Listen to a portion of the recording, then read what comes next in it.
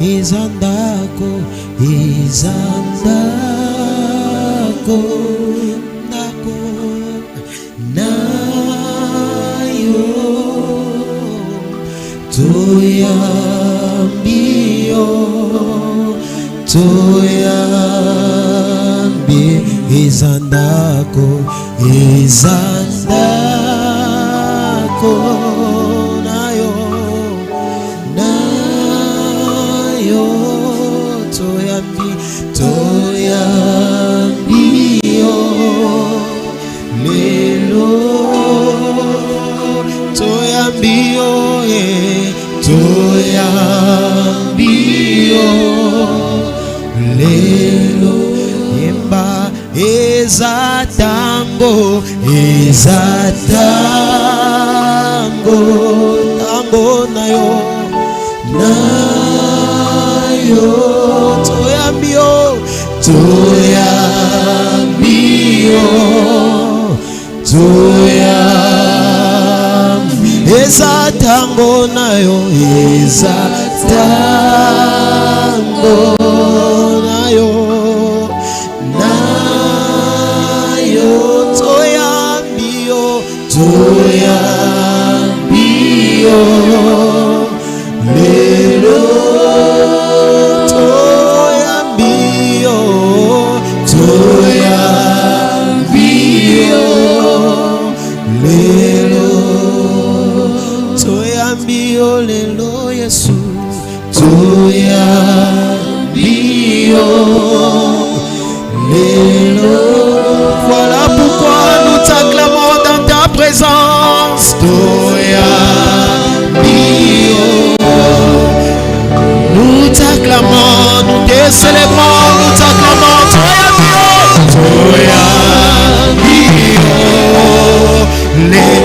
toyambio, Yesu, toyambio, toyambio. Dans ta présence, nous poussons des cris de joie. Nous t'accueillons, Seigneur, avec nos cris de joie. Toyambio, oh Jésus, toyambio, toyambio, lelo.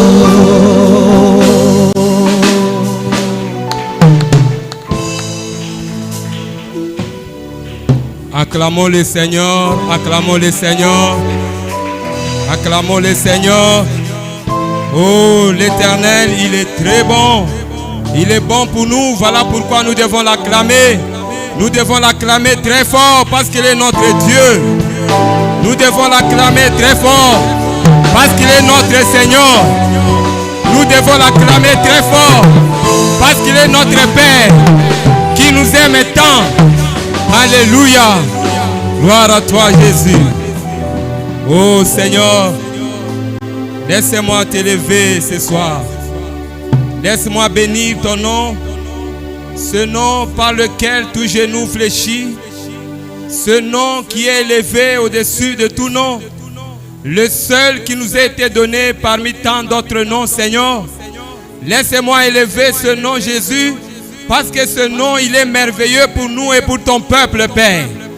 Éternel Dieu, ce soir, nous te célébrons et nous te bénissons pour cette opportunité que tu nous donnes.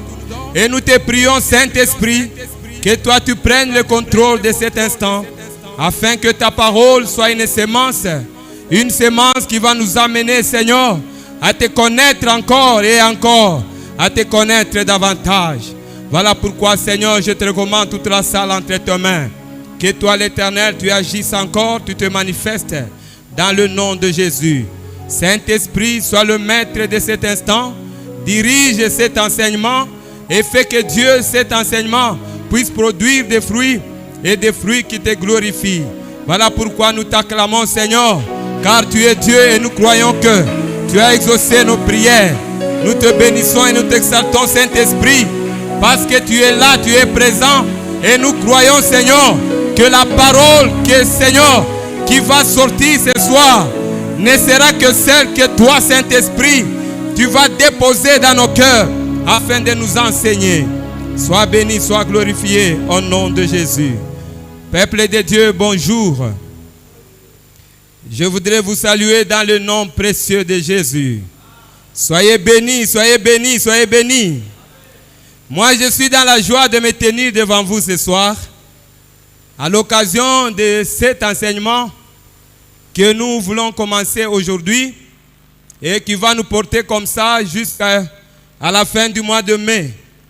Car je voudrais nous rappeler, nous tous, que le mois de mai est consacré le mois de l'évangélisation. Alléluia. Et voilà pourquoi je voudrais bénir le Seigneur, le remercier pour la grâce qu'il nous accorde et que nous puissions être là parmi vous, que nous soyons là devant, en vie, en pleine santé pour parler de sa part. Oh, ce n'est pas par nos efforts, mais c'est par sa grâce. Je voudrais aussi bénir notre pasteur, notre papa, pour la confiance qu'il nous a donnée pour que nous puissions être alignés ce soir. Et je bénis aussi Maman Régine à ses côtés et toute l'équipe des serviteurs. Et vous qui êtes là, soyez bénis, soyez bénis, soyez bénis, soyez bénis. Bien-aimés, comme je l'ai dit tout à l'heure, nous venons de commencer un mois d'enseignement consacré à l'évangélisation. En fait, comme il s'agit du mois de l'évangélisation, moi et toi, nous devons déjà nous préparer à faire le travail d'évangélisation, qui est un travail qui est réservé à tout le monde, qui est réservé à toute l'Église. Oh, chaque enfant de Dieu est appelé à faire ce travail. Voilà pourquoi c'est vraiment une opportunité énorme que nous puissions partager avec vous sur un thème que nous avons voulu intituler « Faire les disciples du Christ une nécessité pour l'Église ». Alléluia. Faire les disciples du Christ une nécessité pour l'Église. Oh, que le Seigneur soit béni pour ce beau thème que je crois qui va nous amener à comprendre qu'est-ce que nous, en tant qu'enfants de Dieu, nous sommes censés faire. Quel est le travail le plus grand de tous les travaux qu'un enfant de Dieu puisse faire dans l'Église? Quelle est l'activité? Peut-être que tu te posais la question que lorsque je vais à l'Église, je vois un certain nombre de choses qui se font. Il y a des choristes qui chantent. Il y a les protocoles qui font leur bon travail. Il y a les services d'aménagement. Il y a beaucoup d'autres choses. Mais de toutes ces tâches, quelle est la tâche qui touche vraiment le cœur de Dieu? C'est cela que nous voulons partager ce soir à travers cette tranche d'enseignement. À travers ce thème, l'objectif que nous poursuivons est axé sur 2 points. Le premier point, c'est nous amener à comprendre un disciple d'abord c'est qui. Parce que le thème il est intitulé « Faire les disciples du Christ, la nécessité de l'Église ». L'objectif, le premier, c'est que nous arrivions à entrer dans les profondeurs du mot disciple. Et le deuxième objectif qui est poursuivi à travers ces enseignements, c'est que nous puissions voir comment faire les disciples. Parce que le thème, il est intitulé « Comment faire les disciples une nécessité pour l'Église ». Bien-aimés dans le Seigneur, je voudrais que nous puissions lire des versets dans 2 livres différents. Nous allons prendre notre première lecture dans 1 Corinthiens chapitre 9 et nous allons prendre versets 15 à 16. Et nous allons prendre également Matthieu chapitre 28 verset 19. Dans 1 Corinthiens chapitre 9 versets 15 à 16, il est écrit ceci. Pour moi, je n'ai usé d'aucun de ces droits. Et ce n'est pas afin de les réclamer à ma faveur que j'écris ainsi. Car j'aimerais mieux mourir que de me laisser enlever ce sujet de gloire.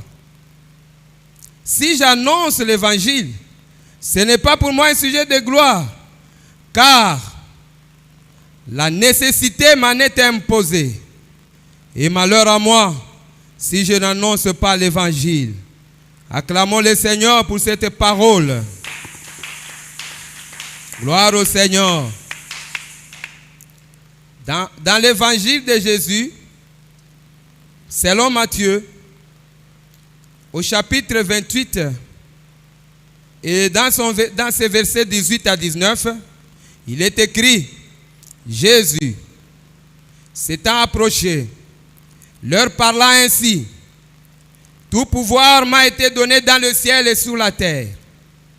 Allez, faites de toutes les nations des disciples, les baptisant au nom du Père, du Fils et du Saint-Esprit, et enseignant-leur à observer tout ce que je vous ai prescrit. Et voici, je suis avec vous tous les jours, jusqu'à la fin du monde. Alléluia. Bien-aimés dans le Seigneur, l'apôtre Paul, dans 1 Corinthiens chapitre 9, écrivant à l'église de Corinthe, était en train de répondre à une question.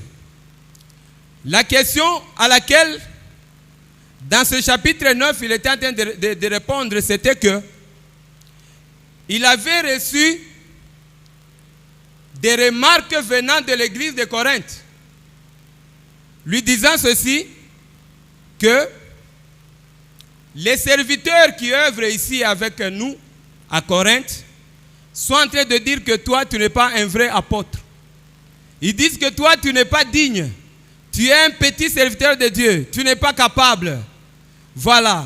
Tu as tellement de défauts. Tu ne sais pas parler. Il y a beaucoup de choses. Alors, au chapitre 9, l'apôtre Paul voulait répondre à cette question. Il voulait répondre à cette question-là à sa manière.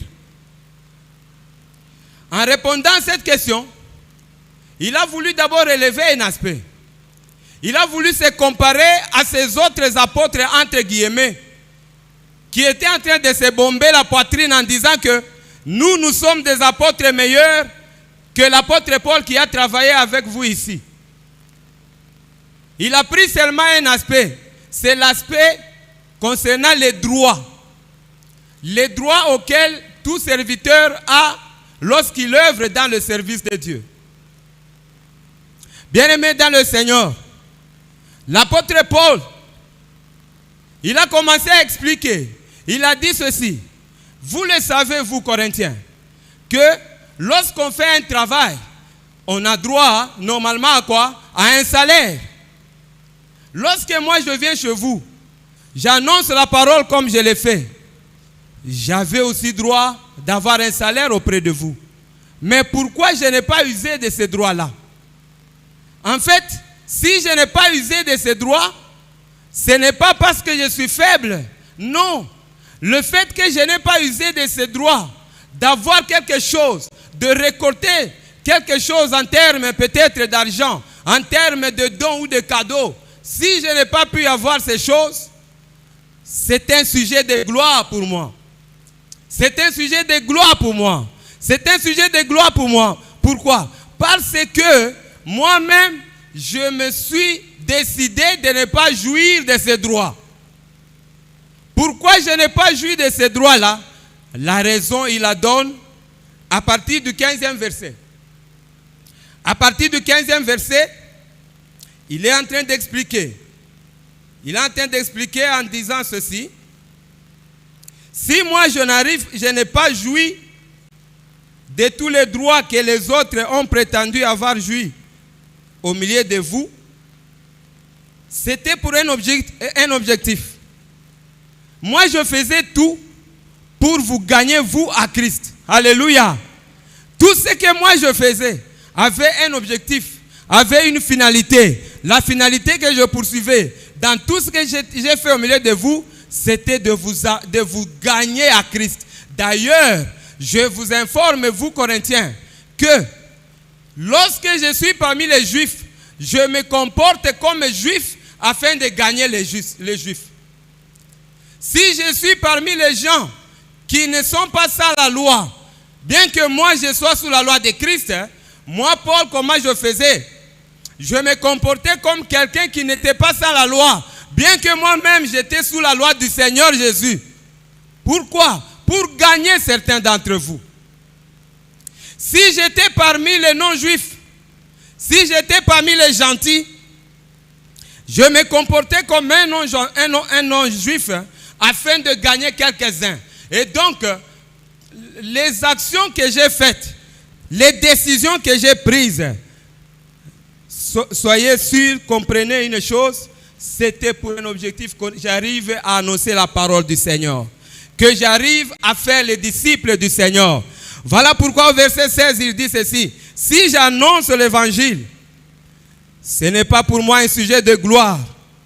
Pourquoi il ne dit pas que ce n'est pas pour lui un sujet de gloire? Il ne peut pas se glorifier d'annoncer la parole de Dieu. Il ne peut pas se glorifier de proclamer l'évangile. Il ne peut pas se glorifier de gagner les âmes pour le Christ.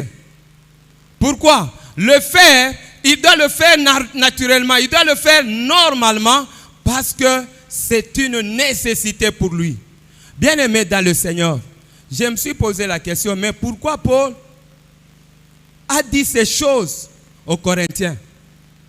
Pourquoi il a seulement dit que annoncer l'évangile était pour lui une nécessité? Examinant ces choses, examinant ce verset et d'autres versets de la parole, nous comprenons que cette nécessité-là, elle est pour moi, elle est pour toi. Cette nécessité-là, elle est pour moi, elle est pour toi. Si Paul a dit que l'évangile, c'est une nécessité pour moi, c'est-à-dire que pour toi, cela doit l'être également.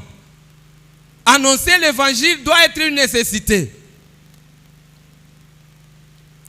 Et cela est confirmé par les paroles du Seigneur Jésus.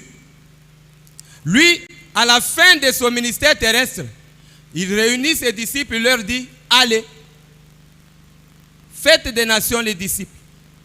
Pourquoi il n'a pas dit faites des nations les chanteurs? Pourquoi il n'a pas dit faites des nations des lecteurs de la Bible? Pourquoi il n'a pas dit faites des nations les gens qui lisent les psaumes? Mais il a dit faites les nations les disciples. S'il a dit cela, c'est qu'il y a une nécessité. Il nous donne une nécessité, nous, en tant qu'enfants de Dieu. Pour que nous puissions comprendre ce thème, bien-aimé dans le Seigneur, comprenons un peu le mot disciple, c'est quoi? Un disciple, c'est qui? Parce que faire les disciples, cela doit être une nécessité pour moi. Faire les disciples, cela doit être une nécessité pour toi. Faire les disciples doit être une nécessité pour toute l'Église. Lorsque déjà nous voyons le mot disciple, étymologiquement, il vient d'un mot latin qui est discipulus. Le mot latin discipulus, en fait, c'est un mot simple qui veut dire seulement un apprenant.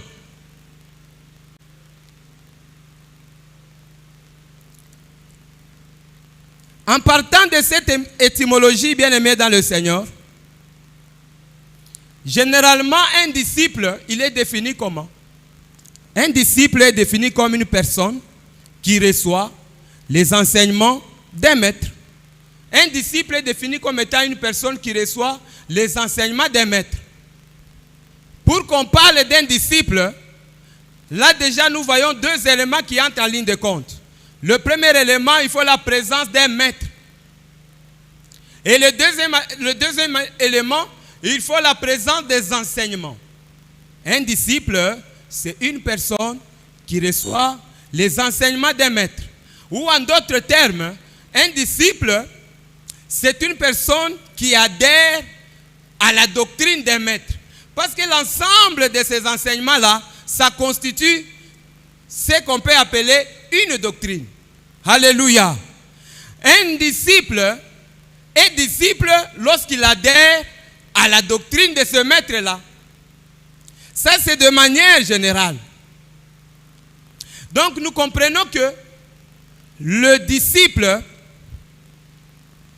renvoie à l'idée d'un élève qui est au pied des maîtres. Quel type de maître? Un maître philosophique ou bien un maître spirituel? Un disciple, c'est un élève. En résumé, de manière générale, lorsque nous parlons d'un disciple, nous devons comprendre qu'il s'agit d'un élève qui est au pied des maîtres philosophiques ou bien spirituels. Bien-aimés dans le Seigneur, à la différence d'un étudiant, quelle différence y a-t-il alors entre un étudiant et un disciple? Parce que les deux sont des apprenants. En fait, la différence entre un étudiant et un disciple, c'est que le disciple suit un apprentissage. Disciple, alandaka mayekoli. Il suit un apprentissage. Et cet apprentissage-là se fait à deux niveaux. Au niveau théorique et au niveau pratique. La différence entre un étudiant et un disciple, c'est que l'étudiant, généralement, il reçoit des enseignements théoriques. Bien qu'à la fin, ces enseignements seront sanctionnés par un stage qui peut être une forme de pratique. Mais le disciple, lui, en suivant les enseignements, ces enseignements se font à deux niveaux. Au niveau théorique et au niveau pratique. Et ces enseignements-là, ça se fait par le moyen de l'imitation. Le disciple est disciple lorsqu'il est au pied d'un maître qui lui donne des enseignements théoriques, suivis de la pratique de ces enseignements, et que le disciple doit imiter son maître. En ce moment-là, on parle d'un disciple. Alléluia. Oh, que le Seigneur soit loué. Bien-aimés dans le Seigneur, faire les disciples doit être une nécessité absolue. C'est une nécessité pour l'Église. Mais dans la Bible alors, lorsqu'on parle de disciples, qu'est-ce que nous voyons? Nous avons vu que les disciples c'était un apprenant. Nous avons vu qu'un disciple c'était un élève. Nous avons vu qu'un disciple c'était un apprenti. Et cet apprenti-là, il suit des enseignements théoriques et cette théorie doit être alliée à la pratique. Et il doit le faire par imitation. Mais maintenant, lorsque nous venons dans la Bible, lorsque le Christ a dit « Allez, faites des nations les disciples », de qui voulait-il parler? Bien-aimés, afin de bien comprendre le sens biblique du mot « disciple », si nous pouvons lire Actes des Apôtres, chapitre 14, verset 21, Marc chapitre 1, verset 14 à 20, et nous lirons également Éphésiens chapitre 1, verset 13 à 14.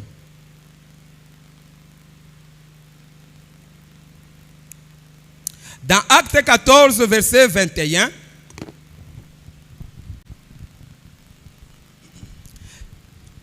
je lis la parole du Seigneur. Quand ils eurent évangélisé cette ville et fait un certain nombre de disciples, ils retournèrent à Lystre, à Icône et à Antioche. Marc chapitre 1, verset 14 à 20. Après que Jean eut été livré, Jésus alla dans la Galilée, prêchant l'évangile de Dieu. Il disait, le temps est accompli et le royaume de Dieu est proche. Repentez-vous et croyez à la bonne nouvelle. Comme il passait le long de la mer de Galilée, il vit Simon et André, frères de Simon, qui jetaient un filet dans la mer, car ils étaient pêcheurs. Jésus leur dit, suivez-moi et je vous ferai pêcheurs d'hommes. Aussitôt, ils laissèrent leur filet et les suivirent.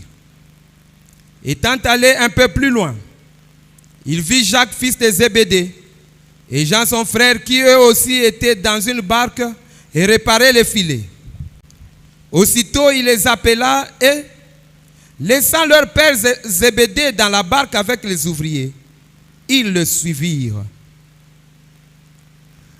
Et dans Éphésiens, dans l'épître de Paul aux Éphésiens, chapitre 1er, versets 13 à 14, il est écrit ceci. En lui, vous aussi, après avoir entendu la parole de la vérité, l'évangile de votre salut, en lui vous avez cru, et vous avez été scellés du Saint-Esprit qui avait été promis, lequel est un gage de notre héritage, pour la rédemption de ce que Dieu s'est acquis, à la louange de sa gloire. Amen. Bien-aimés, de ces trois lectures, si nous devons comprendre dans la Bible le mot disciple, qu'est-ce qu'un disciple? Nous devons comprendre que un disciple, il répond à certains critères. C'est une personne, mais qui répond à une certaine description. Ce n'est pas seulement un apprenti. Ce n'est pas seulement un élève, au sens général du terme, comme nous l'avons vu. Mais un disciple, c'est une personne qui répond à certains critères. Et ces critères-là, nous voyons dans l'évangile de Jésus selon Marc que nous venons lire. Le Seigneur Jésus est venu sur la terre. Il est né de la Vierge Marie. Et il y a 30 ans, il a commencé son ministère. Bien-aimé, lorsqu'il a commencé son ministère, il devait avoir une équipe de disciples qui devaient marcher avec lui. Il devait constituer une équipe de personnes qui devaient l'accompagner dans son ministère. Pour arriver à faire ses disciples, qu'est-ce que le Seigneur Jésus a fait? La Bible nous dit, dans Marc chapitre 1, la Bible nous dit, il a attendu d'abord un événement, c'était la mort de Jean-Baptiste. Jean-Baptiste, c'est lui qui est venu annoncer Jésus. C'est lui qui est venu ouvrir la voie. C'est lui qui est venu lui frayer le chemin. C'est lui qui est venu l'annoncer au peuple. Il a fallu que Jean-Baptiste meure. Et la Bible nous dit, après la mort de Jean-Baptiste, Jésus-Christ s'est levé. Il a commencé à annoncer la parole. Et qu'est-ce que lui faisait? Il disait seulement, la Bible dit, au verset 14, il prêchait l'évangile de Dieu. En d'autres termes, il annonçait la bonne nouvelle de Dieu. Un disciple, il est défini par la première caractéristique, c'est entendre la bonne nouvelle de Dieu. Un disciple, c'est qui? Un disciple, c'est d'abord une personne qui a entendu la bonne nouvelle. Une personne qui a entendu l'évangile de Dieu. C'est ce que le Seigneur Jésus a fait aussi. Il a annoncé la parole de Dieu. Il a annoncé l'évangile de Dieu. Dans d'autres versions, l'évangile de Dieu est traduit par la bonne nouvelle. Jésus-Christ, après avoir constaté que Jean-Baptiste avait été livré, qu'il a été même tué, il s'est levé, il a commencé à annoncer la bonne nouvelle. Bien-aimés dans le Seigneur, la bonne nouvelle ou l'évangile, de quoi s'agissait-il? Lorsqu'on parle de l'évangile de Dieu là, en d'autres termes, il parlait de la bonne nouvelle.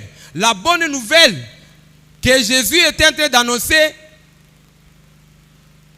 aux Juifs en son temps avait seulement deux aspects. Il leur disait que le temps est accompli. Il leur disait que le temps est accompli.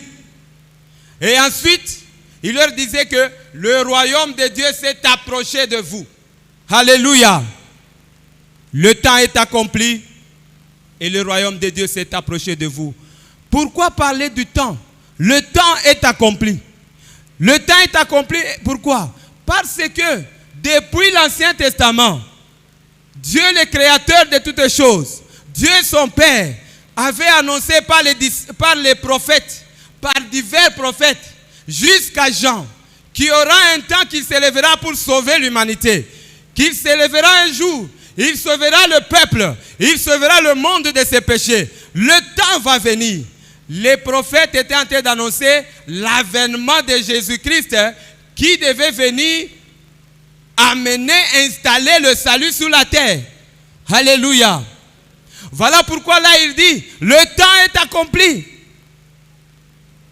Les choses que le Père vous a annoncées à travers les prophètes, ces choses-là sont en train de s'accomplir. Voilà pourquoi la Bible nous dit, c'est en Jésus-Christ que se trouve le oui et le amen à la parole de Dieu.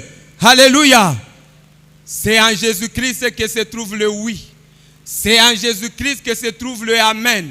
C'est-à-dire, toutes les paroles que Dieu avait prononcées avant devraient s'accomplir en Jésus. Et là, il dit, le temps est accompli. C'est-à-dire, les promesses que Dieu a annoncées à vos pères sont en train de s'accomplir maintenant. Les promesses par lesquelles, si nous prenons Moïse qui va dire aux enfants d'Israël, Dieu suscitera parmi vous un prophète comme moi et vous l'écouterez. Alléluia. Dieu vous suscitera un prophète au milieu de vous. Mais ce que je vous demande, vous devez l'écouter. Et la parole là est accomplie avec l'avènement de Jésus. Lorsque le Seigneur Jésus s'élève pour commencer à annoncer la parole, il dit au monde, le temps est accompli. C'est-à-dire, les promesses sont en train maintenant de s'accomplir. Moi que vous voyez, je suis venu pour accomplir les promesses que Dieu a faites à tout le peuple d'Israël et à travers Israël, à toute l'humanité, à travers Israël, au monde entier. Et parmi ces promesses, la plus importante de toutes, c'était la promesse du salut. Alléluia. L'homme s'est battu contre le péché. L'homme s'est battu contre le mal. L'homme s'est battu de toutes ses forces. Depuis Adam, bien-aimé, aucun n'a été capable de vaincre le péché. Et pourtant, le Seigneur avait donné une promesse. Il a dit, le temps viendra où je ne me souviendrai plus de vos péchés. Le temps viendra où le péché ne sera plus un problème pour vous. Et ce temps-là est accompli. Acclamons le Seigneur. Alléluia. Le temps est accompli, bien-aimé, dans le Seigneur. Jésus est en train de dire aux Juifs, le temps est accompli. Et ensuite il leur dit, le royaume de Dieu s'est approché.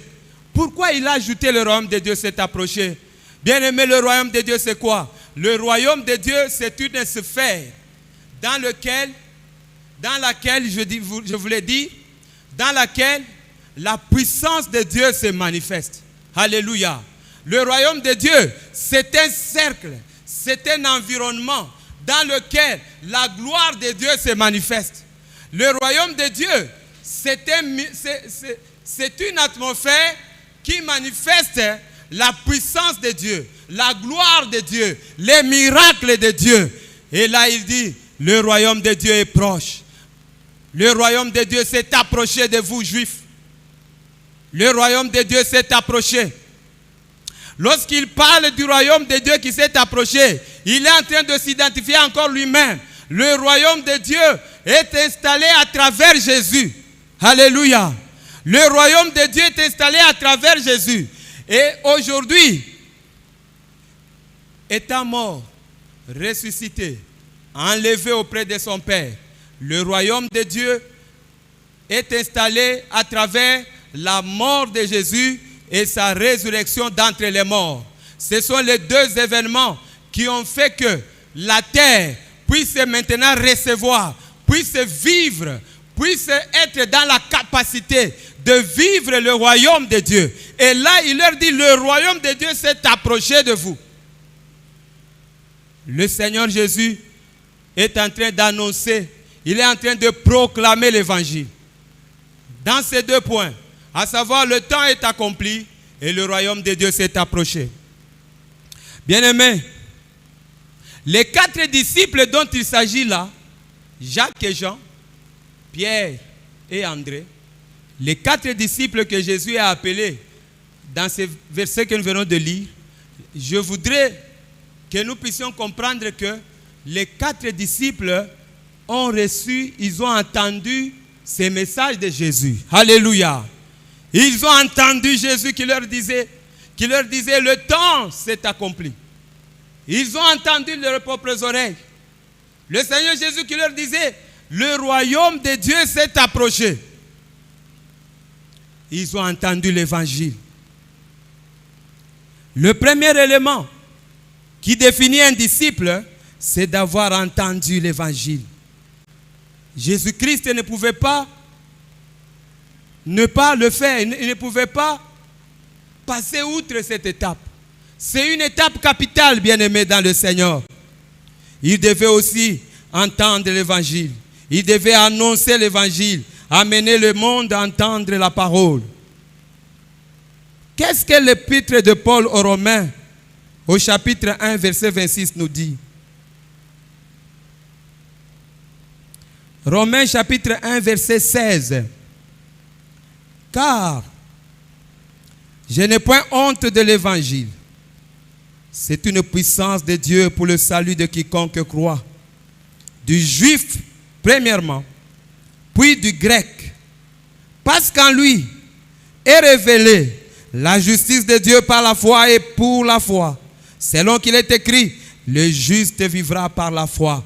Ici, Paul est en train de dire, il est en train de confirmer que la parole de Dieu, que l'évangile, en réalité, pourquoi Jésus devait-il annoncer l'évangile auprès des Juifs? Pourquoi devait-il annoncer à ses disciples?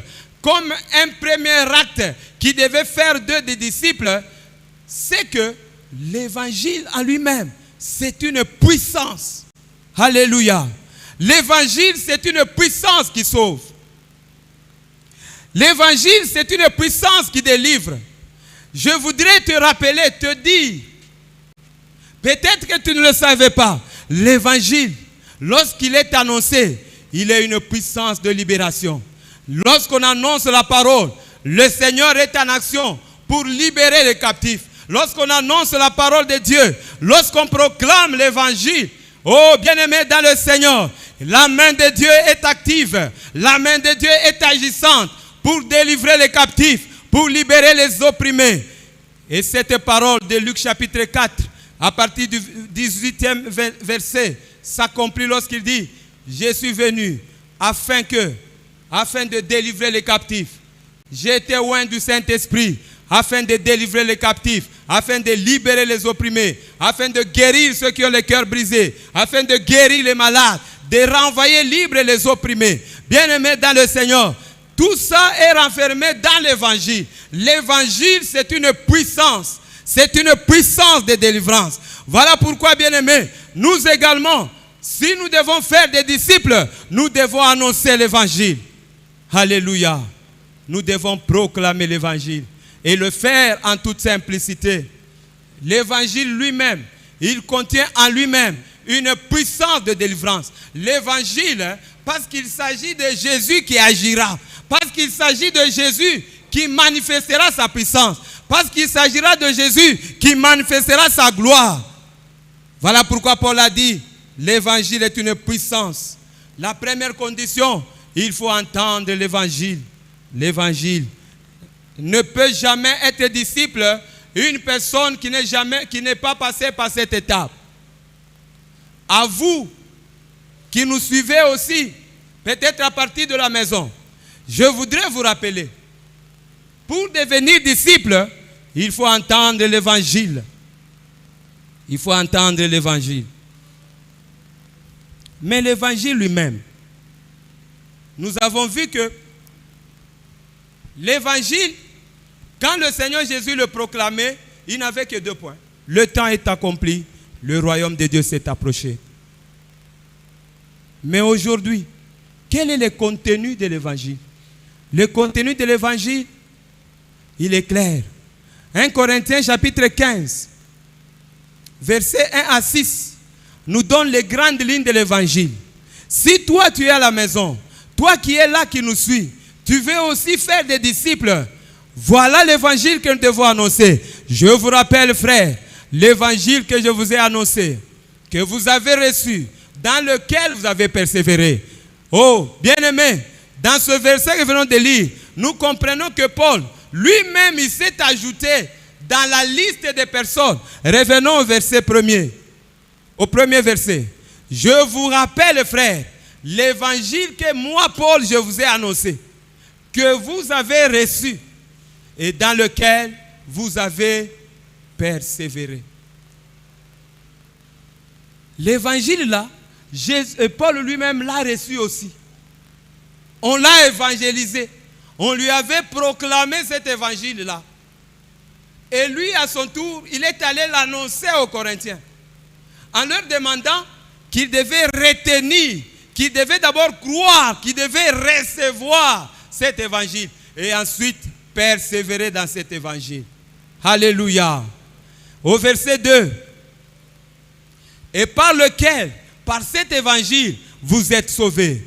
Pourquoi vous êtes sauvés? Parce que l'évangile, comme nous l'avons lu dans Romains 1, verset 16, c'est une puissance pour le salut des âmes.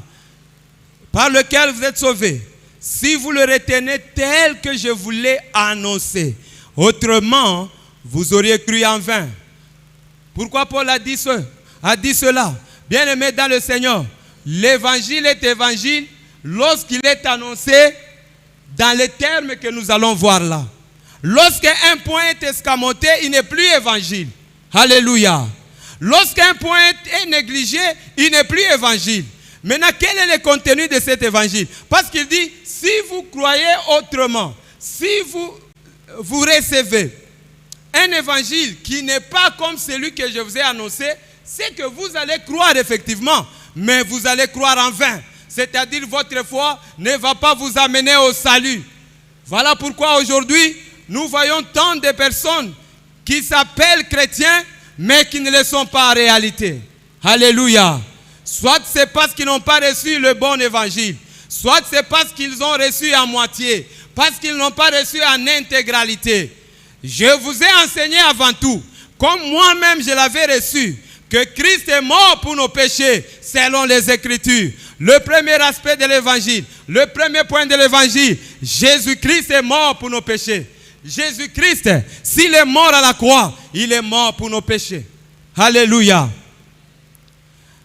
Verset 4. Qu'il a été enseveli, qu'il est ressuscité le troisième jour, selon les Écritures, et qu'il est apparu à Céphas, puis aux 12. Ensuite, il est apparu à plus de 500 frères à la fois, dont la plupart sont encore vivants et dont quelques-uns sont morts. Acclamons la parole du Seigneur. Gloire à Jésus. Gloire à Jésus. Bien-aimés, l'évangile, c'est juste dire au monde que Jésus-Christ est mort pour nos péchés. Alléluia. Jésus-Christ a porté nos péchés.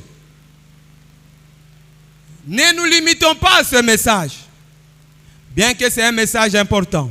Ésaïe 53 nous dit, c'est de nos fardeaux qu'il s'est chargé. Les fardeaux qui sont la conséquence de nos péchés. Les fardeaux qui sont les conséquences des mauvaises actions que nous avons menées. Mais Christ s'est chargé de Jésus de Nazareth, le roi des rois, le Dieu des dieux, le Seigneur des seigneurs. Lui qui est venu comme Dieu. Il est venu Dieu, mais en tant qu'homme. Il est venu sur la terre. Il a porté les péchés de l'humanité. C'est ça l'évangile. Il est mort à la croix pour nos péchés. Qu'est-ce qui a fait que Jésus soit mort à la croix? Ce qui a fait que Jésus soit mort à la croix, ce sont nos péchés. Alléluia.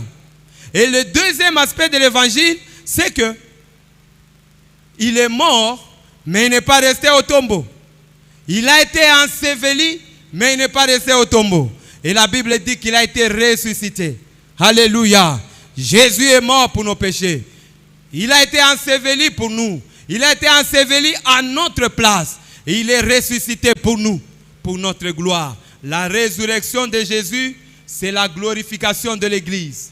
La résurrection de Jésus, c'est ta gloire à toi. C'est-à-dire que quand Jésus était en train de ressusciter, il était en train de ressusciter avec tes projets. Alléluia. Il était en train de ressusciter avec ton mariage. Il était en train de ressusciter avec tes projets, avec ta prospérité, avec ton bonheur, avec ta bonne santé. Christ est ressuscité d'entre les morts et en revenant à la vie, il est revenu à la vie avec tout ce qui nous est nécessaire. Il est revenu à la vie avec notre bénédiction. Il est revenu à la vie avec notre bonheur. Voilà pourquoi, lorsque nous venons à ce Jésus-Christ, nous devons vivre toujours de grandes choses. Alléluia. Bien-aimé, la personne qui devient disciple doit entendre ces choses. Il doit entendre que Christ est mort pour nos péchés. Pourquoi nos péchés? Le non-péché inclut et moi qui annonce l'évangile et lui qui entend la parole. Alléluia. En d'autres termes, ça veut dire que les disciples, pour qu'ils soient disciples, il doit reconnaître sa nature pécheresse. Il doit être conscient que il est né pécheur et à cause de ces péchés-là, il mérite l'enfer. Il y a eu un bien-aimé qui est venu nous voir un jour, un dimanche. Ce bien-aimé-là, c'était un policier. Vous connaissez les policiers, la vie qu'ils mènent. Souvent, généralement, lorsqu'un policier n'est pas converti, vous connaissez le type de vie qu'il mène. Il était dans toutes ces choses-là. D'ailleurs, il vivait en concubinage avec une femme chez lui à la maison. Bien-aimé, qu'est-ce qui s'est passé? Une semaine avant, pendant qu'il dormait sur son lit, il a eu un rêve. Dans ce rêve-là, Dieu lui a montré ce qu'on appelle l'enfer. Alléluia. Dieu lui a montré l'enfer.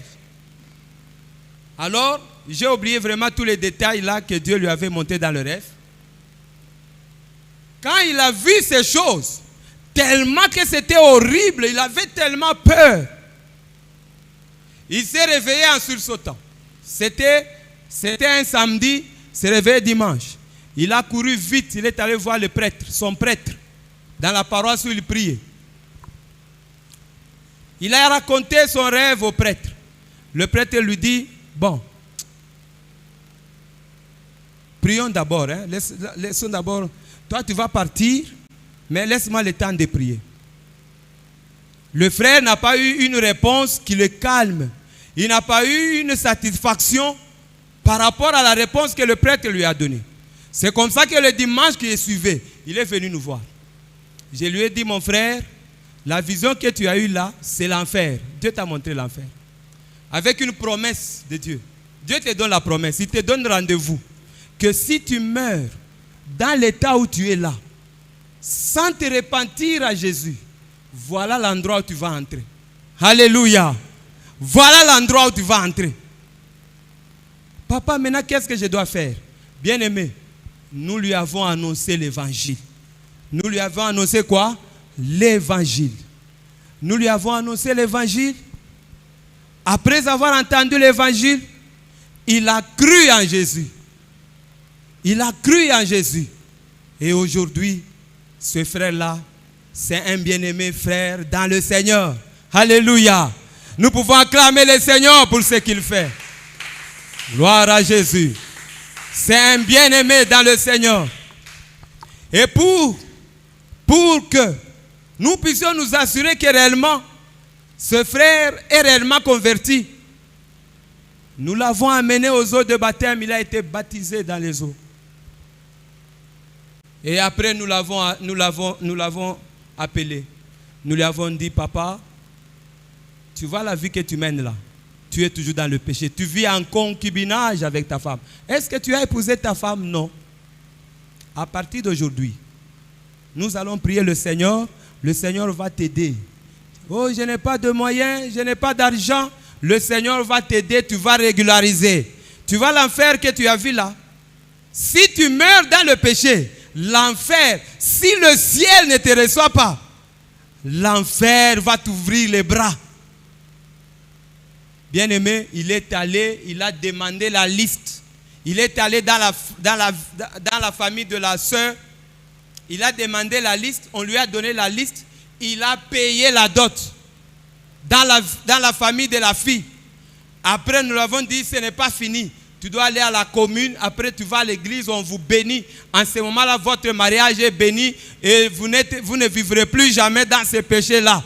Bien-aimés dans le Seigneur, pourquoi nous avons donné cet exemple? Nous avons voulu donner cet exemple pour dire que l'évangile, lorsque nous disons que Christ est mort pour nos péchés, c'est que quiconque n'a pas encore reçu Jésus, il est dans les péchés. Alléluia.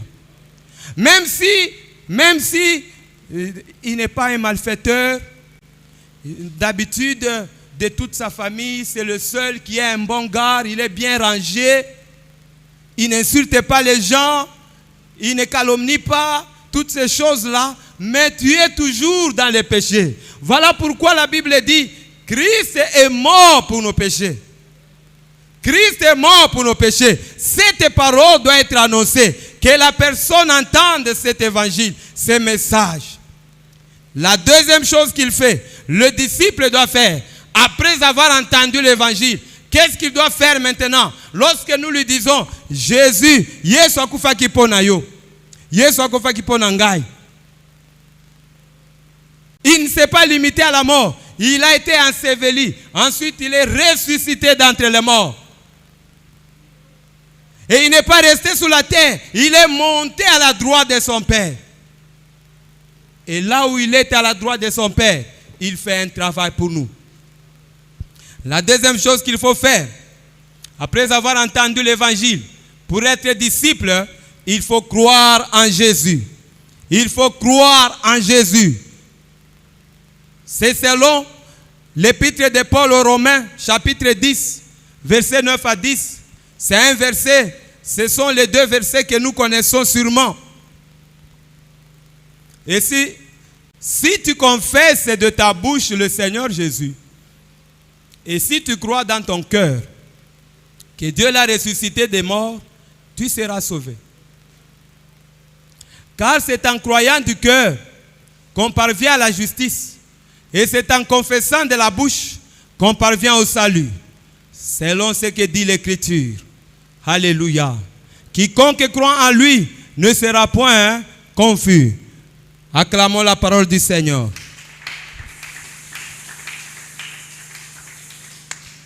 Un disciple, c'est une personne qui a entendu l'évangile.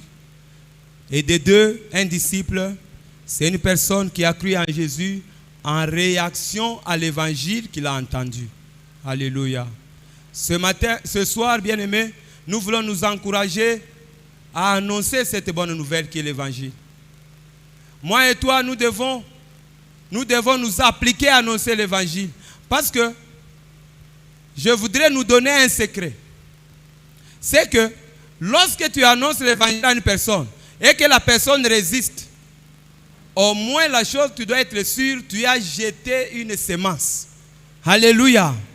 La chose dont tu dois être sûr, c'est que tu as annoncé la parole, la personne t'a rejeté, toi tu as jeté la sémence. Cette sémence-là, elle germera un jour. Alléluia. Que le Seigneur soit loué. Quand la sémence germe, elle amène la personne à la repentance, elle amène la personne à croire en Jésus. Mais croire en Jésus veut dire quoi?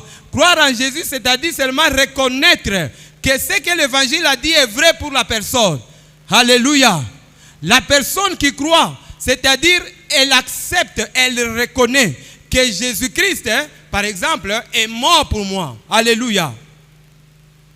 Après avoir entendu l'évangile qui lui dit que Jésus est mort à la croix pour nos péchés, maintenant la personne doit reconnaître que Jésus est réellement mort pour ce péché. Avant d'arriver à cette conversion, à cette foi, lui-même doit être convaincu qu'il est lui-même un pécheur et qu'à ce titre, il a besoin du salut.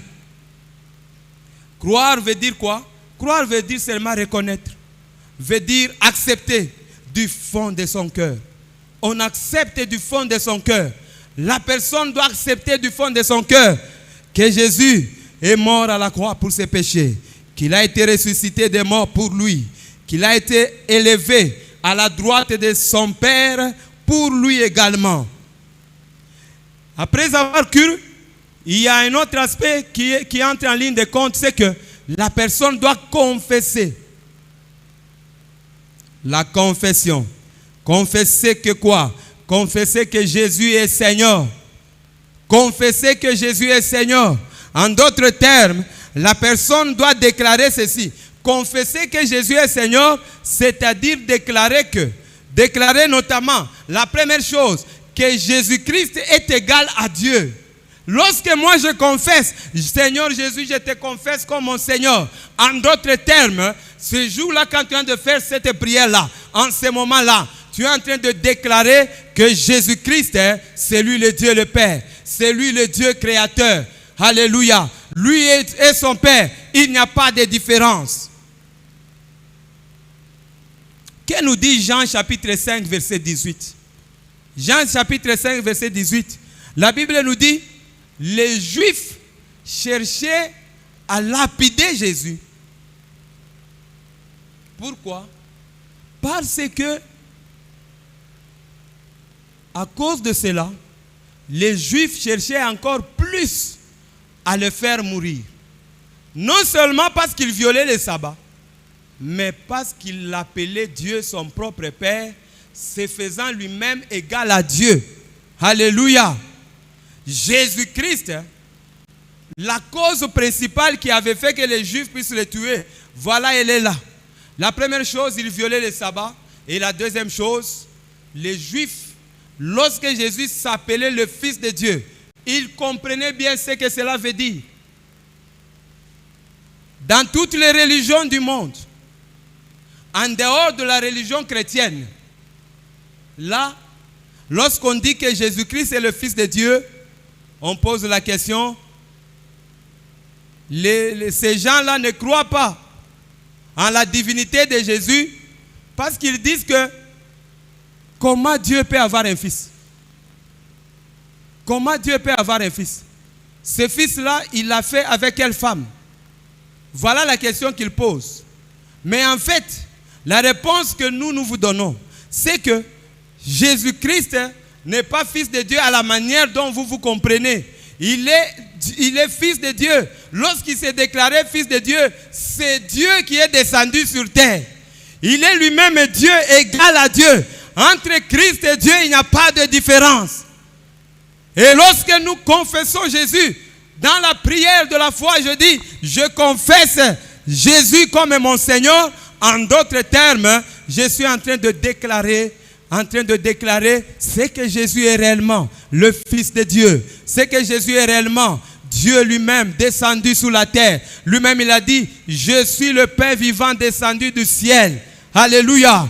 Il est venu, il est descendu du ciel afin de nous donner la vie.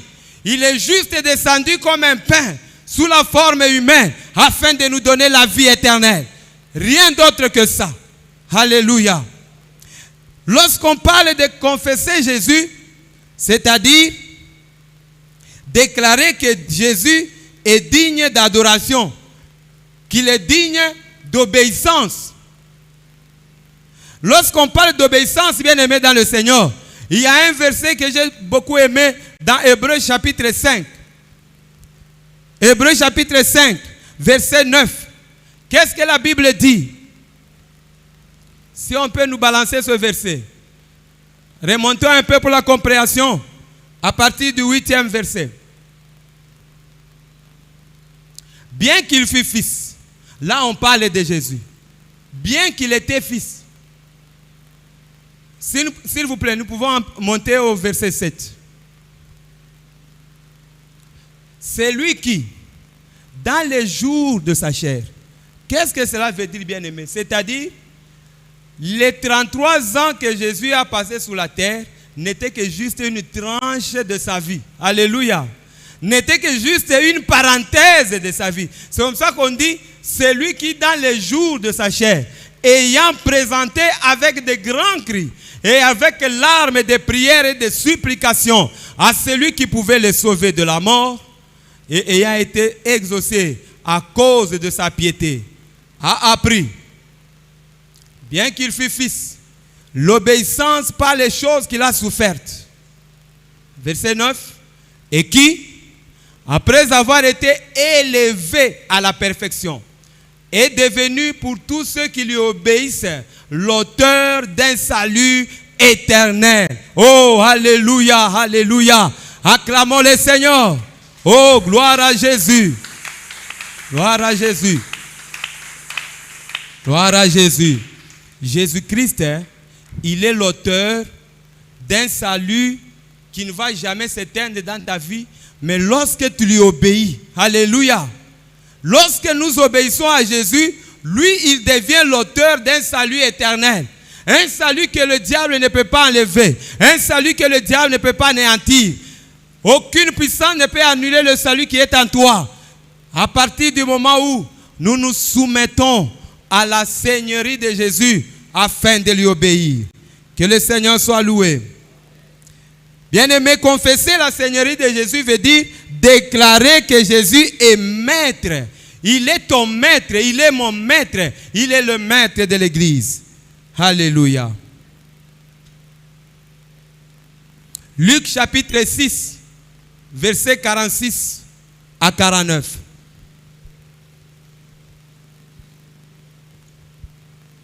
Jésus-Christ, lorsqu'on le confesse comme Seigneur, en d'autres termes, on fait de Jésus son maître. Pourquoi m'appelez-vous Seigneur, Seigneur, et ne faites-vous pas ce que je vous dis? Je vous montrerai à qui est semblable tout homme qui vient à moi, entend mes paroles et les met en pratique.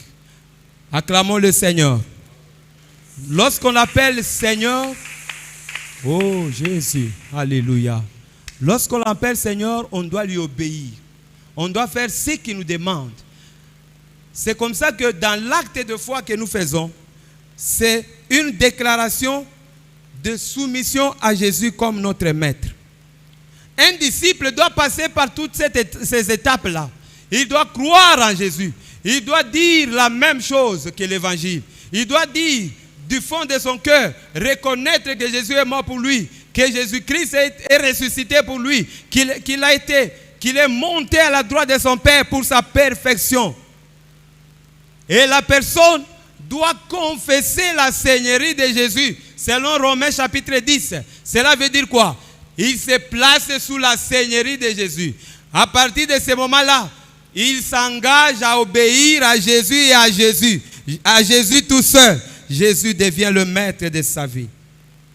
La troisième chose qu'un disciple doit faire, après avoir cru en Jésus, après avoir entendu l'évangile, après avoir cru en Jésus, les disciples reçoivent un appel. L'appel à la mission. L'appel à un travail. Il reçoit l'appel à la mission. C'est quelqu'un qui est appelé en vue d'une mission.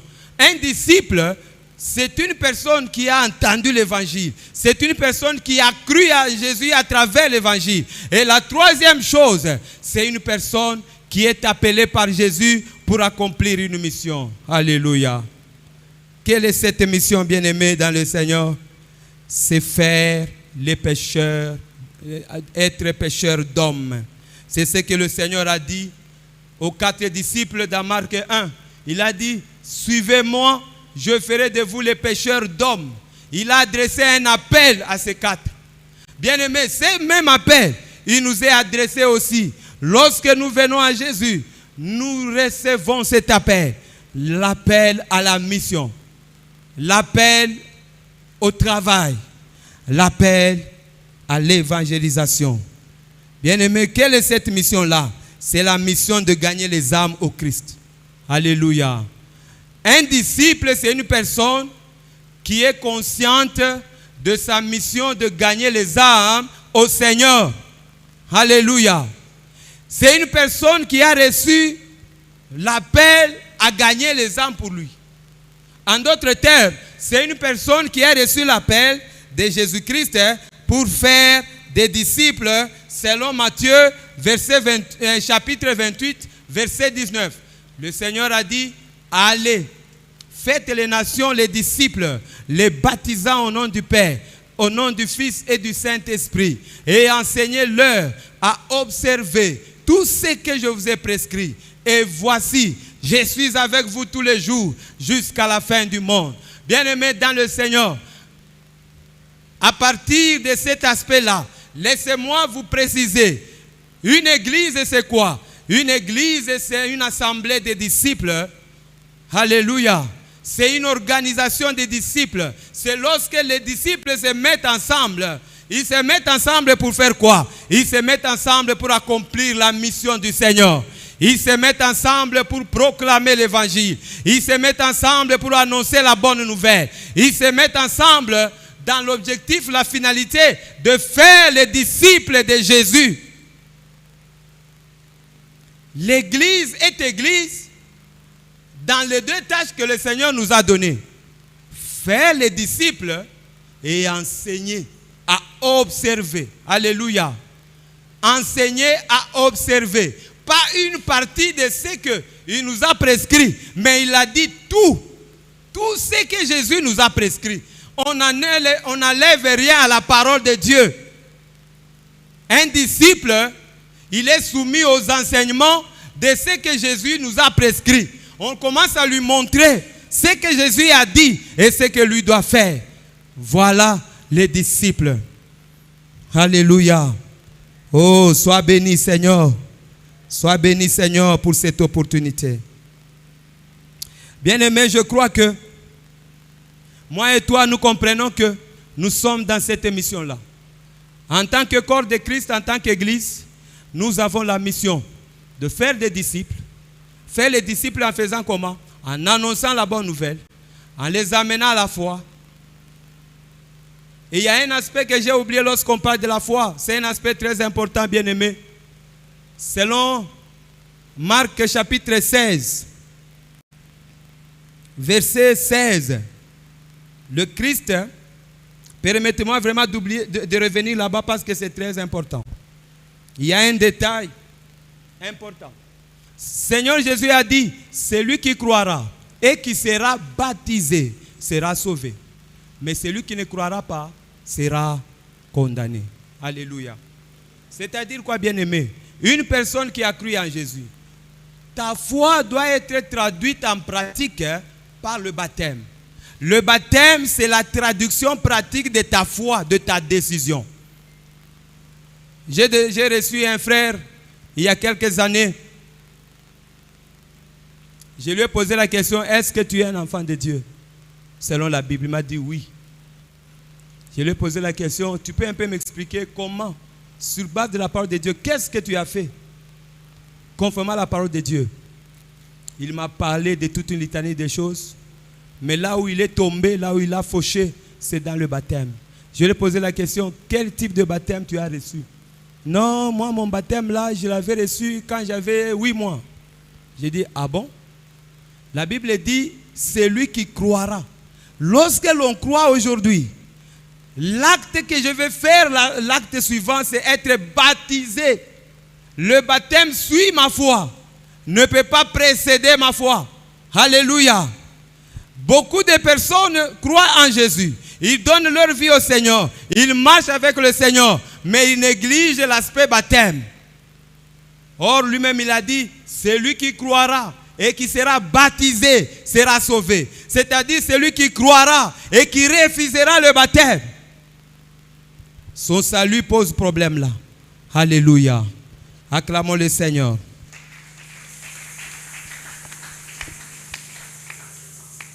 Nous devons enseigner tout ce que Christ nous a prescrit. La quatrième définition, la quatrième chose que les disciples doivent faire, bien-aimés, après avoir entendu l'évangile, après avoir reçu l'appel à la mission, après avoir cru en Jésus, il a même confessé Jésus. La quatrième chose qui fera de lui un disciple, enfin, c'est qu'il abandonne le diable et tout ce qu'il offre pour suivre Jésus. Alléluia. Un disciple, c'est une personne qui a abandonné le chemin du diable, le chemin du mal, le chemin du péché, la voie de l'ennemi, tout ce qui est mauvais, tout ce qui ne plaît pas à Dieu. Il y a un premier aspect, c'est l'abandon. Il abandonne. Et la deuxième chose, il suit. Pierre et André ont fait la même chose. La Bible dit, ayant entendu l'appel de Jésus à leur égard, ils ont abandonné les filets et ils sont partis. Ils sont partis où, bien-aimés? Ils ont suivi Jésus. Alléluia. Ils sont devenus disciples. Jacques et son frère, ils étaient en train d'arranger les filets. Lorsqu'ils ont entendu l'appel de Jésus, ils ont entendu l'évangile que le Seigneur leur a annoncé. La Bible dit, ils ont abandonné leur père qui était là. Ils l'ont laissé. Ils ne l'ont pas abandonné, ils l'ont laissé. Ils sont partis. Ils sont partis où? Ils ont suivi Jésus. Un disciple de Jésus, c'est une personne qui a entendu l'évangile. C'est une personne qui a reçu l'appel de la mission, qui est consciente de son travail, qu'il doit gagner chaque jour les âmes pour le Seigneur. Et c'est une personne qui a cru en Jésus. Et c'est une personne qui a tout abandonné pour suivre Jésus. En ce moment, la personne devient un disciple. Alléluia. Est-ce que tu es un disciple du Seigneur? Est-ce que tu es un disciple du Seigneur? Luc chapitre 14, versets 25 à 27. Dans ces versets, le Seigneur Jésus est en train de nous poser une question, bien-aimés. Luc 14, verset 25. Une foule faisait route avec Jésus. Il se retourna et leur dit, si quelqu'un vient à moi, s'il ne hait pas son père, sa mère, sa femme, ses enfants, ses frères et ses sœurs, et même sa propre vie, il ne peut être mon disciple. Alléluia. Bien-aimé, un disciple, c'est-à-dire c'est une personne qui a placé son amour, l'amour de Jésus, au-dessus de tout autre amour. Alléluia. Il aime Jésus plus que son père. Il aime Jésus plus que sa mère. Il aime Jésus plus que sa femme ou son mari. Un disciple, pour être, il ne peut être mon disciple. C'est-à-dire, être disciple de Jésus, il faut aimer Jésus et son père, et sa famille, et ses biens, et je ne sais pas, même sa propre vie. Jésus doit être élevé au-dessus de tout ce que nous avons. Alléluia.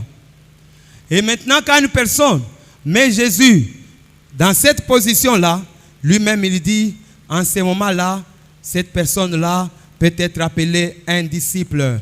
Un disciple, c'est une personne qui suit Jésus. Maintenant, bien-aimé, lorsque maintenant Paul dit dans 1 Corinthiens, la nécessité m'est imposée d'annoncer la bonne nouvelle. Nous comprenons que, en fait, pour faire des disciples, le rôle que les disciples ont, ils n'ont que comme obligation d'annoncer l'évangile. C'est le premier pas que nous devons faire. Nous devons annoncer l'évangile. Nous devons proclamer l'évangile. Sans proclamation d'évangile, il n'y a pas de disciples. Et après avoir annoncé l'évangile, les personnes qui croient en Jésus, ils viennent dans l'église comme disciples. En ce moment-là, maintenant, ils sont enseignés à observer. On leur apprend à observer. Bien-aimé, un disciple, il est différent de l'étudiant. Pourquoi?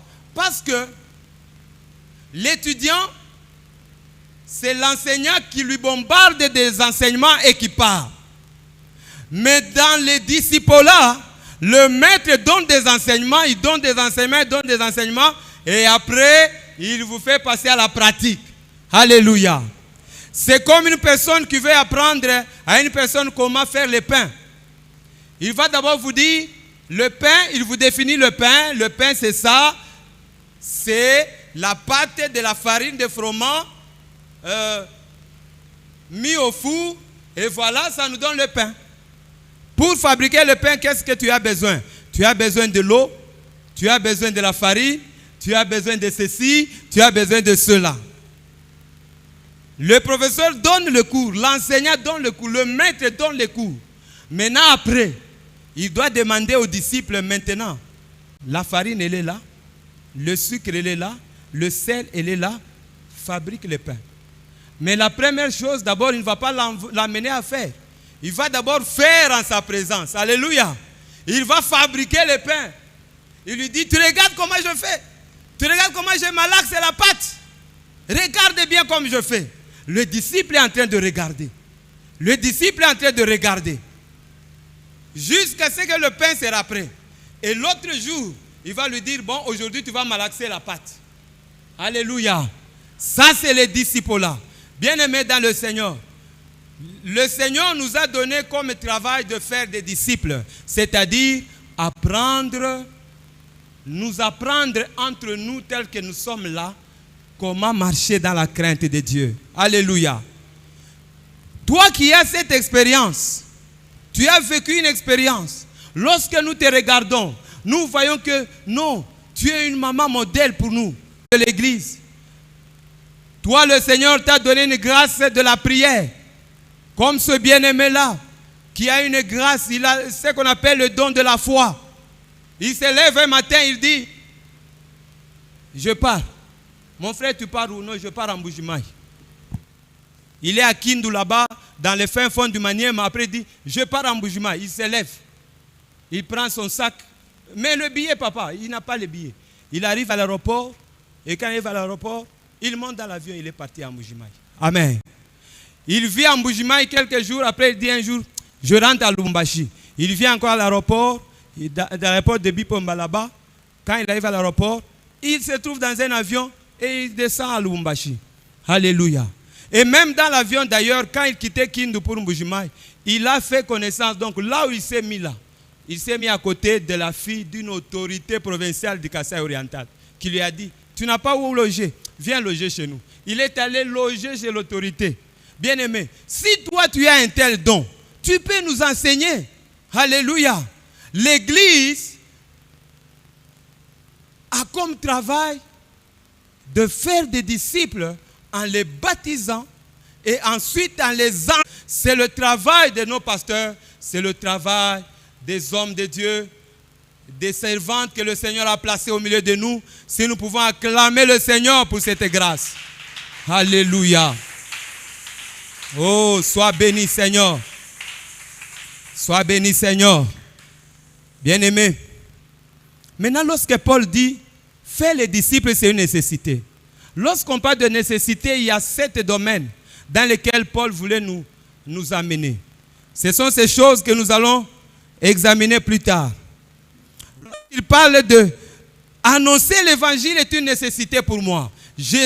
L'apôtre Paul voulait nous faire voir que annoncer l'évangile doit être considéré par moi et toi comme une nourriture. Alléluia. Ça doit être comme une nourriture. Comme on ne peut pas se passer de la nourriture. Tu dois annoncer la parole. Tu dois faire des disciples. C'est comme ça que Paul, dans 1 Corinthiens 9, verset 16, il dit, malheur à moi si je n'annonce pas l'évangile. Si je n'annonce pas l'évangile. Parce que annoncer l'évangile, pour moi, c'est une nécessité. De la même manière que nous mangeons. Parce que c'est une nécessité. Le deuxième domaine dans lequel nous allons revenir plus tard, examiner l'évangile est une nécessité. Pourquoi? Parce que nous devons produire les fruits. Alléluia. C'est une nécessité, bien-aimés. C'est une nécessité. Faire les disciples du Seigneur. Annoncer la bonne nouvelle. L'évangile, c'est une nécessité. Pourquoi? Parce que nous devons produire les fruits. Le troisième domaine dans lequel Paul voulait nous amener lorsqu'il parlait de la nécessité d'évangéliser, d'annoncer l'évangile, c'est qu'il y a une nécessité de se multiplier. Si tu n'annonces pas l'évangile, tu ne vas pas te multiplier. Alléluia. Si tu n'annonces pas l'évangile, tu ne vas pas te multiplier. Il y a bien des bénéfices que nous retirons à la multiplication. Le quatrième domaine que Paul voulait nous ramener, voulait nous rappeler, lorsqu'il dit qu'annoncer l'évangile, c'est une nécessité pour lui. Il voulait parler de la charge. C'est une charge, c'est une responsabilité. Bien-aimés, annoncer l'évangile, c'est une responsabilité pour l'Église. C'est une responsabilité pour nous. Voilà pourquoi nous devons nous lever. Pendant ce mois ici de mai, nous devons prendre des dispositions pour annoncer l'évangile. Bien-aimés, si on n'avait pas annoncé l'évangile, aujourd'hui, je voudrais vous informer que on n'allait pas recevoir la sœur Esther parmi nous. Acclamons le Seigneur. Acclamons le Seigneur. Acclamons le Seigneur. Acclamons le Seigneur. Si l'évangile n'avait pas été communiqué, on n'allait pas recevoir la Ève de notre frère. Alléluia. Ça, c'est le... En enseignant la parole à ceux qui sont sauvés. Que le Seigneur soit béni. Alléluia. Bien-aimés dans le Seigneur, je voudrais que ce soir, nous puissions juste faire une prière. Parce que nous sommes dans le mois ici où nous voulons un mois qui est consacré à l'évangélisation. Je voudrais te proposer un objectif pour ces mois qui suivent. Le mois de mai, le mois de juin, le mois de juillet, le mois de août, jusqu'à la congrès. J'aimerais te proposer un objectif. Que pendant ces mois ici,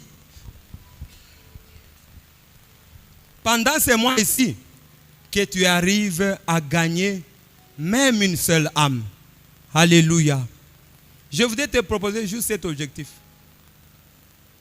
Si le Seigneur peut t'amener à gagner plus, gloire au Seigneur. Mais que tu gagnes même une seule âme au Seigneur. Bien-aimé, il y a une très grande joie lorsqu'on amène une âme au Seigneur. J'aimerais que tu expérimentes cette joie. J'aimerais que tu expérimentes cette joie.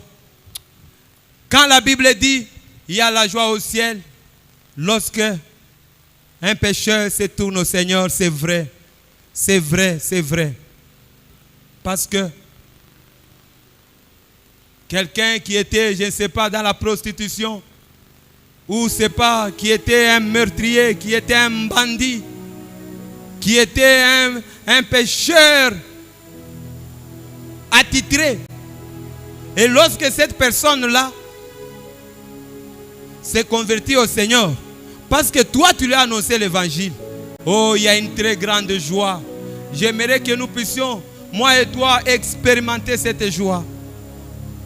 Voilà pourquoi j'aimerais juste que tu demandes, Seigneur, rends-moi capable.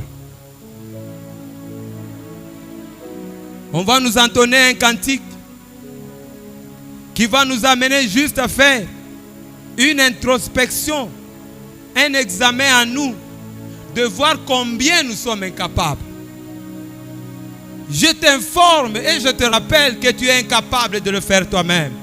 Mais la Bible nous dit que le Saint-Esprit est celui qui touche les cœurs. Le Saint-Esprit est celui qui convainc les cœurs. Si toi et moi nous nous engageons à prier, à demander au Seigneur de nous donner l'aide du Saint-Esprit ce soir, afin que je sois capable d'amener même une personne au Seigneur. Dans ces enseignements, ne vous en faites pas, nous allons partager des stratégies. Nous allons vous mettre en condition pour que vous puissiez accomplir la mission royale, la grande mission que le Seigneur nous a confiée, celle de faire des nations les disciples, de gagner les âmes au Seigneur. Oh, que ce mois ici ne passe pas sans que ton âme ne soit gagnée. Si nous pouvons nous tenir debout, nous voulons prier, nous voulons prier, nous voulons implorer la grâce de Dieu.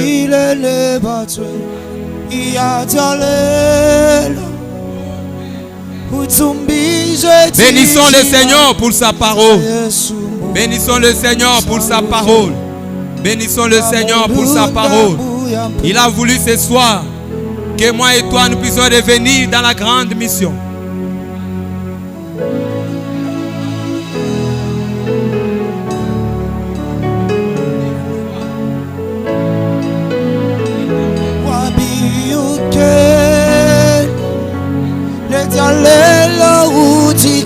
aleza wetu wingile lebatwe iyadyalelo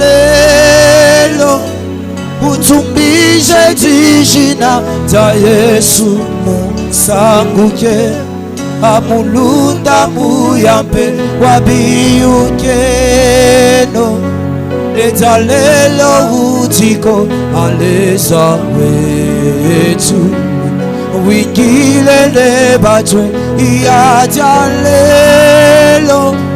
utumbije dijina ta Yesu musanguke amulunda muyampe ikutupukyo kukabwanya ekuyuka kwetu ikutupukyo kukabwanya neinyeni yetu ikutupukyo kukabwanya ekuyuka kwetu yo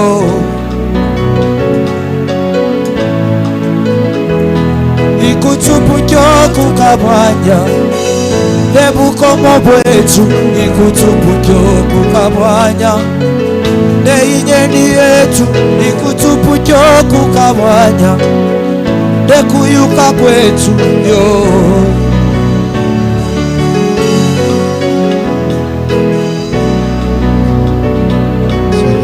mukwashi wetu ulunda wetu wekatalelo aleza wetu ukwashi wetu ulunda wetu wekatalelo aleza wetu